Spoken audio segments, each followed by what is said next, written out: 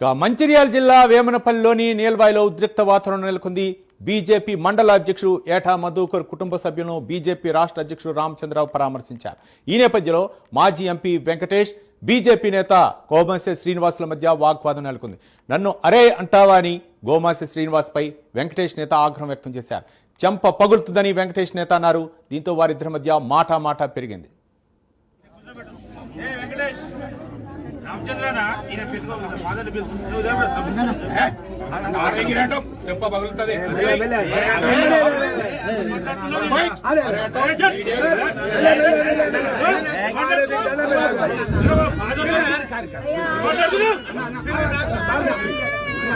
బాటలు కూడా తీసుకుంటాం.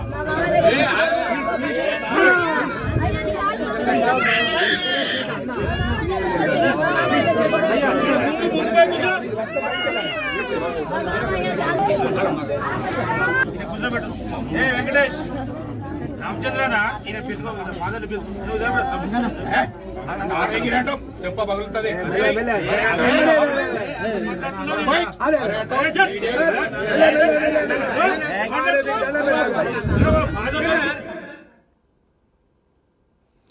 మంచిర్యాల జిల్లాలో బీజేపీ వర్గాల మధ్య అసంతృప్తి నెలకొన్నట్టు తెలుస్తుంది. ఇద్దరి నేతల మధ్య ఆ బీజేపీ రాష్ట్ర అధ్యక్షుడు రామచంద్రరావు సమక్షంలోనే బాహాబాహి దిగారు.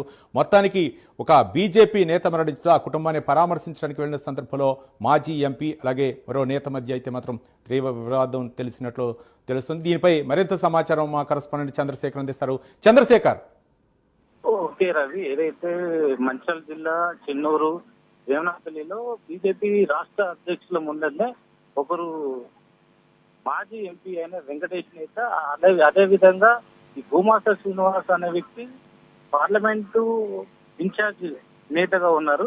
వీరిద్దరి పైన గత కొంత రోజుల నుంచి కొంత ఆగ్రహ జ్వాలలే ఉన్నా కూడా ఈ రోజు రామచంద్రరావు ముందు అయితే బయటపడ్డాయని తెలిసింది. దీనికి సంబంధించి నీల్వాయిలో ఏదైతే మధుకు సంబంధించిన మధు మృతి పట్ల పరామర్శించడానికి వచ్చిన రామచంద్రరావుకు అయితే ఇటు నిరసన జ్వాలలు బీజేపీ కార్యకర్తల మధ్య బయటపడ్డాయని చెప్పకనే చెప్పవచ్చు. ఏదేమైనా కూడా ఇటు గోమాస శ్రీనివాస్ అదేవిధంగా వెంకటేష్ నేత ఇద్దరు ఒకరిపై ఒకరు ఆగ్రహ జ్వాలలు అయితే చెలరేగాయి. దీనికి సంబంధించి ఇటు వెంకటేష్ నేత కూడా గుడ్డలు కొడతా చెంప పగులుద్ది అనే మాటలు కూడా మనం స్పష్టంగా వినొచ్చు. దీనికి సంబంధించి ఏది ఏమైనా కూడా ఇటు బీజేపీలో అయితే ఇటు వర్గపోరు ఉందని చెప్పకనే చెప్పవచ్చు. ఇలాంటి సంఘటనలు పునరావృతం కాకుండా ఇటు రామచంద్రరావు ఎలాంటి స్టెప్ తీసుకోబోతున్నారో, అసలు బీజేపీ నేతలకు ఏ విధంగా దిశానిర్దేశం చేస్తారో మరి వేచి చూడాలి.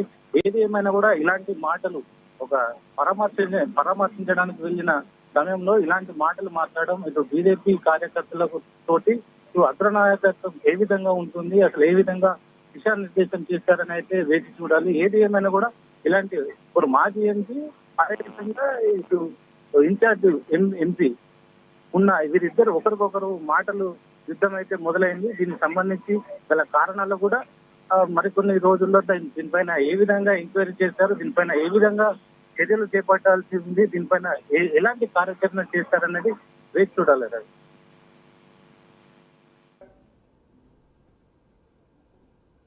Right, thank you Chandrasekhar.